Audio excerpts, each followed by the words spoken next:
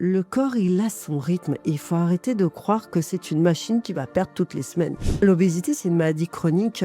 Beaucoup de médecins disent qu'on ne peut pas en guérir. D'ailleurs, moi, on m'avait dit que je ne serais jamais au poids où je suis actuellement. On me disait qu'en fait, j'avais un squelette un peu trop gros et que du coup, je ne pourrais jamais fermer mes doigts.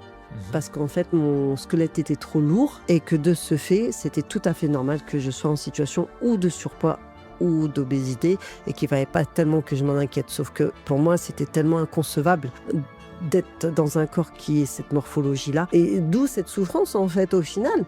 Parce que je n'acceptais tellement pas ce corps que du coup, j'avais vraiment besoin de mincir. Dans le terme de durée, le corps, s'il perd plus de 800 grammes par semaine, il est en état d'urgence. Donc, vouloir mincir vite est l'une des premières erreurs que l'on peut faire. 800 grammes par semaine de perte de poids, c'est beaucoup. Et d'ailleurs, le poids n'est jamais le même. Moi, j'ai une dame qui me disait « Oui, mais je veux savoir exactement comment je suis. » Qu'est-ce que tu as envie de faire ? Et au final, elle avait décidé de se peser matin et soir. Et elle avait remarqué que le lendemain matin, entre le soir et le lendemain matin, elle perdait jusqu'à 1 kilo. Donc ça prouve bien que le corps bouge et varie toute la journée, suivant ce que l'on va manger, suivant l'activité qu'on va faire et suivant le stress qu'on va vivre. C'est vraiment aléatoire. Se dire, je vais mincir en tant de temps, c'est un mensonge parce qu'on ne sait pas comment va réagir vraiment son corps. Moi, j'ai perdu 24 kilos en 18 mois. Pendant ces 18 mois, j'ai eu 4 mois de stabilisation. 4 mois où je ne descendais pas en dessous de 69 kilos.